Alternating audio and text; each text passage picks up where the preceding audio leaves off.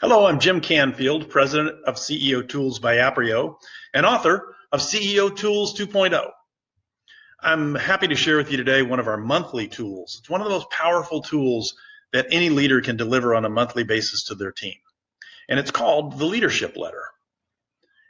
It's a very simple format. It's a letter that tells everyone in the organization where we said we were going and where we actually ended up. It's a great way to align not only your team, but the whole organization behind what's working for us. It also celebrates some of the people who have helped us make great headway along the path. Let's take a look at the format. It's 4 simple paragraphs that make up this beautifully complex letter. First paragraph, last month. We simply state what we expected to happen last month and what actually happened. Now, I have to admit, when I first started writing this letter, my problem with this one was I tended to be a little bit too much of a cheerleader. Hey, we missed our numbers, but I know you can do it. It was my COO that broke me of this habit. He showed up in my doorway. He had a copy of the letter saying, hey, you know this doesn't help, right? I said, what? I'm trying to get people motivated. He said, yeah, Jim, the problem is they think you don't get it. They think you don't realize how serious these issues are. So from that day forward, we wrote that first paragraph with what I described as brutal honesty. Whatever happened, that's the story we told. Now, in the event that I had to deliver bad news, I always ended that paragraph with the same line. And I'm open to any and all ideas about how to close this gap, how to make things better. See, that kept the paragraph from being blame-based, like you didn't make your numbers, to solutions-based. We're all in this together, let's figure it out. Second paragraph, paragraph 2. That's your superstar paragraph. This is the paragraph where we get a chance to pick someone who delivered superstar results for us and tell that story. Now, here's what I learned about this one. Superstars are not superstars occasionally. The same names kept coming up. And at first I thought I couldn't mention them again. And then I thought, well, why wouldn't I if they're delivering great results? And I found if I told it in the form of a story, here's who did it, here's the results they delivered, and then the important part of the story was, here's how they did it. And whenever I wrote that last part, I wanted people to read it and think, oh, that's what they did? I could do that.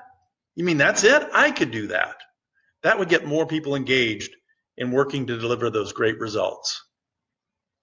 Paragraph number 3, well, that's our values paragraph. This is where we acknowledge someone who's done something consistent with one of our organization's core values and tell that story.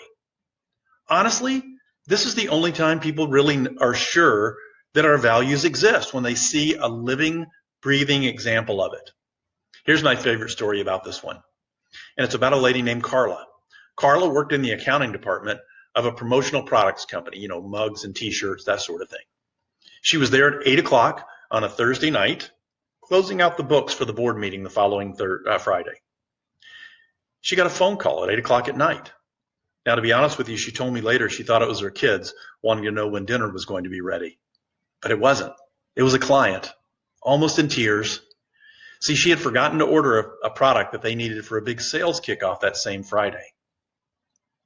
Well, all she wanted to know from Carla was, can you please let my salesperson know so they can get the product out here as quickly as possible? So if Carla dashed off a quick email, she would have done everything that she was obligated to do. Maybe over and above was to call that salesperson at home and share that there was an issue. But she didn't.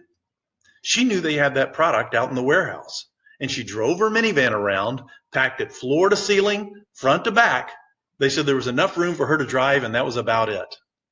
And she drove that product over. The 2 ladies unloaded everything. The sales meeting went off just as it should have. Now, it's a beautiful story anyway, but here's what ties it all together. The core value that the company had in place, mission of service to our internal and external customers. See, the CEO said, this is exactly the kind of thing I was thinking about. She was in service to her internal customer. That was the salesperson. She was in service of the external customer, the client. And it tied together and showed the example of what it meant in that organization to be aligned with mission of service. And see, from that day forward, anytime anybody wants to know what mission of service means, they'll hear the story of Carla, not just a definition the company's written. The fourth paragraph, well, that's next period, as in next period of time.